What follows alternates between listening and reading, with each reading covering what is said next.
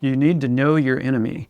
You got to study your enemy. So first step is to identify it, which you had done. We did. Then we dug in to find out what are the conditions that these spider mites that we're dealing with like. And then it was like light bulbs went off in our heads.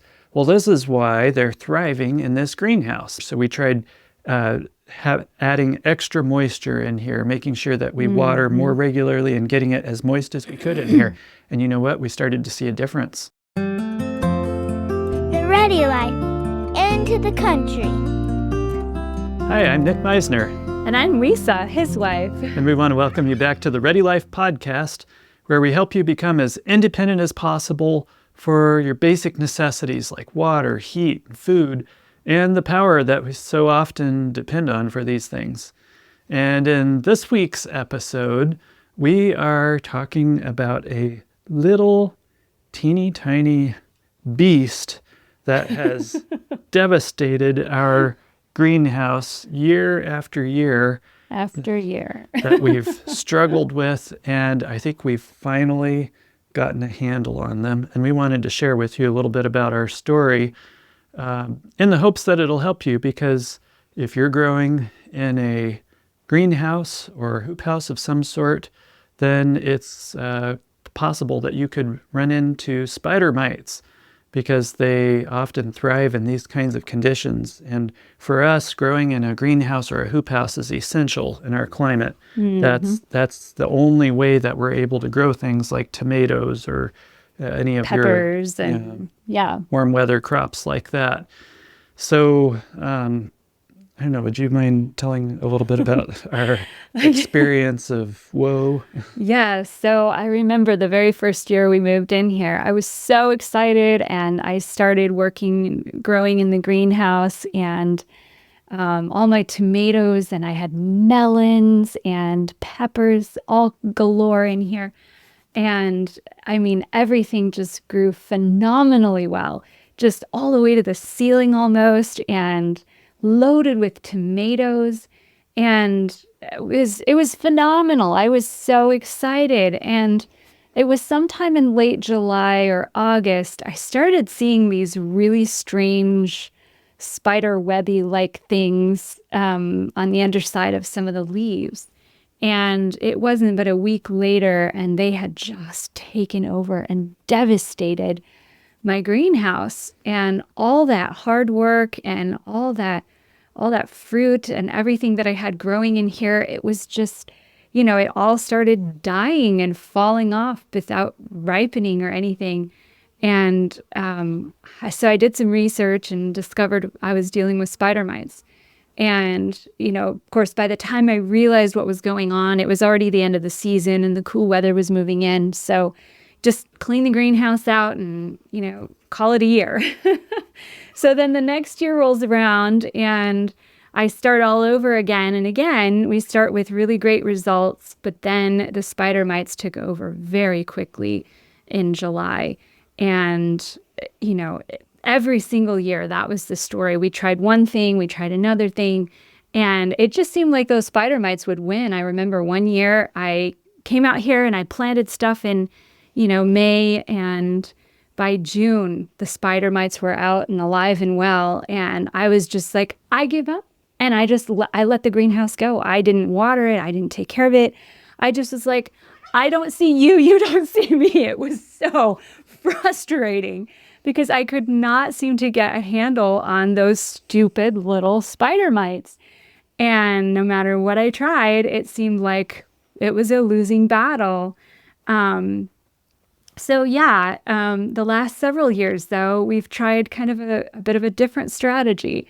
And we want to share with you what we did, because here I am, and we are middle of July, and there's not a single sign of spider mites, which is phenomenal, because usually by now I am spider mited out and I'm walking away from the greenhouse going, I can't do this anymore. But this year we are going to be getting tomatoes. We've already been getting some strawberries off some of our plants, and things are thriving in here for the first time in years. Yeah. So something that was kind of revolutionary for us was the concept of the disease or pest triangle. And I guess one way to help you wrap your head around it is the fire triangle. That's something that I think we're all familiar with. That for fire, you have to have 3 legs. You have to have fuel, you have to have air, and you have to have heat. And if you remove any one of those 3, the fire goes out. And so likewise with the disease or pest triangle, this is something that that Bob Gregory, a friend of ours, has taught for years.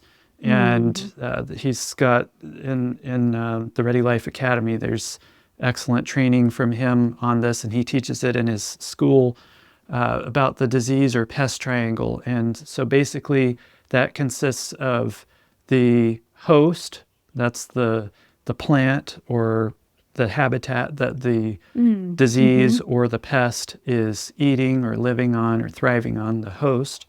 And then you have the pathogen or the pest, that's the actual disease or pest that you're dealing with.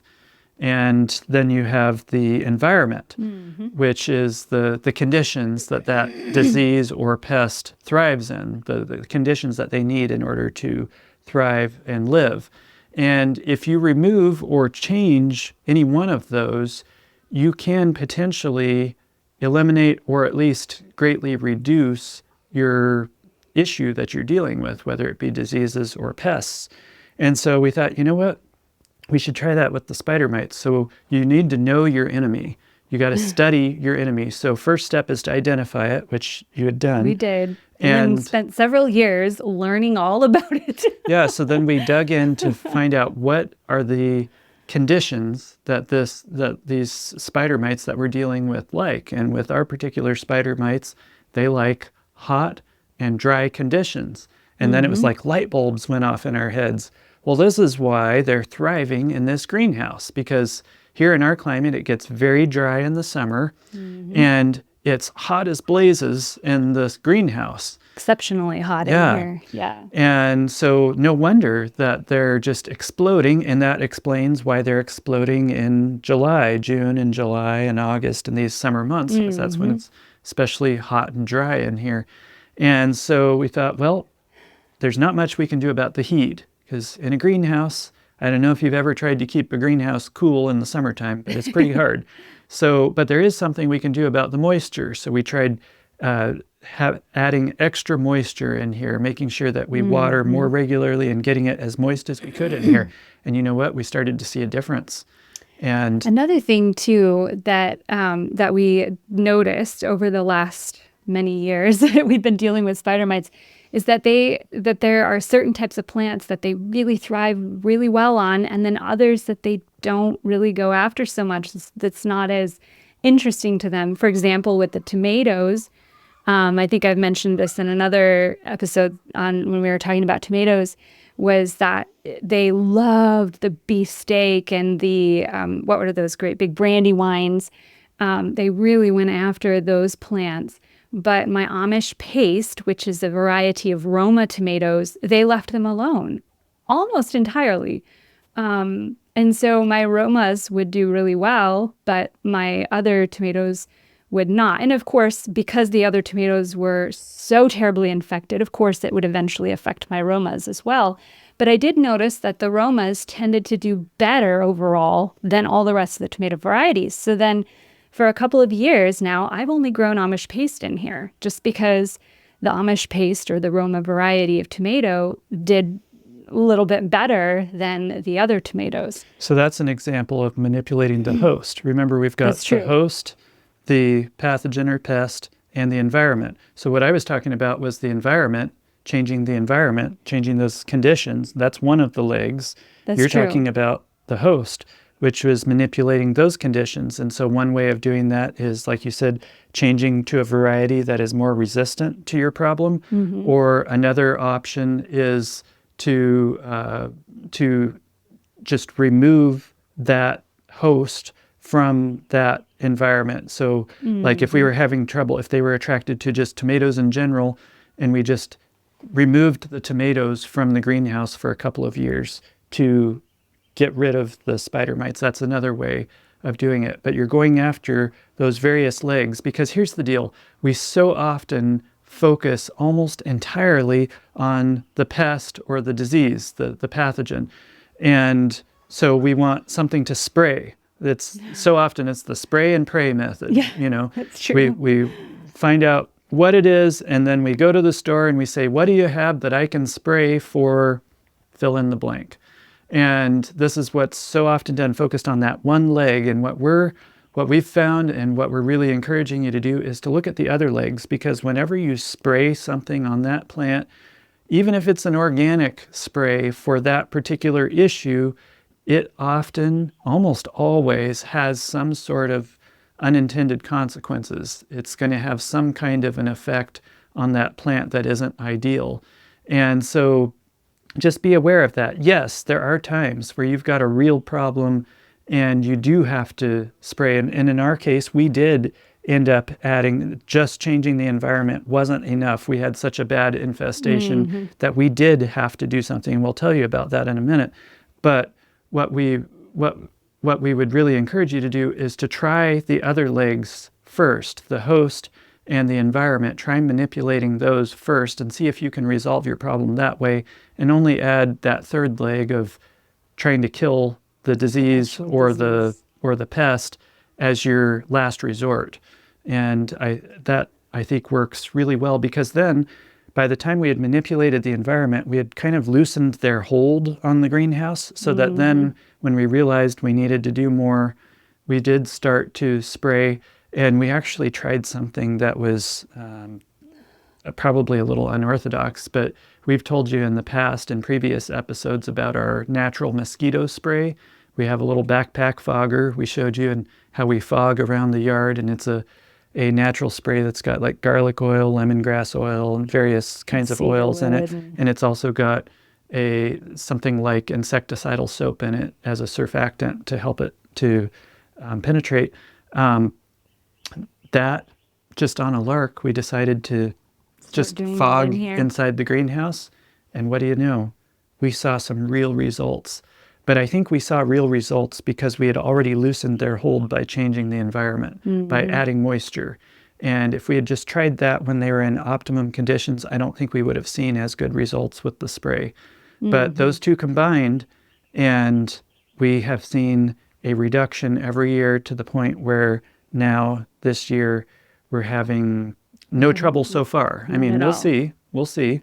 We're not to the end of the summer by a long shot, but much better. So we're seeing improvement, and I think that's awesome.